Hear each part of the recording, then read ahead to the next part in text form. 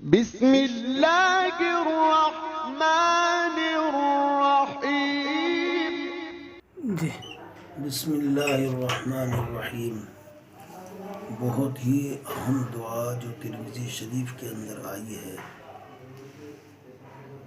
آج کل اکثر لوگوں کو درد کی شکایت ہے، جسم کے اندر کہیں بھی درد ہو، پوری باڈی میں سر سے لے کر پیر تک۔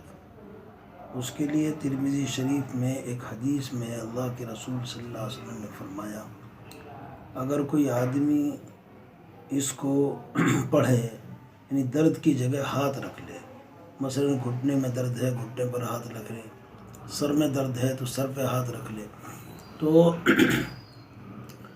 پہلے بسم اللہ بسم اللہ بسم اللہ 3 مرتبہ پڑھے، پھر اس کے بعد اعوذ بعزت اللہ وقدرتہ من شر ما اجد واحاذر، اس دعا کو پڑھ لے، چاہے تو صبح شام پڑھ لے، چاہے تو ہر نماز کے بعد پڑھ لے، یا جب بھی درد اس کو محسوس ہو، درد کی جگہ جو ہے ہاتھ رکھ کر کے پڑھ لیا کرے۔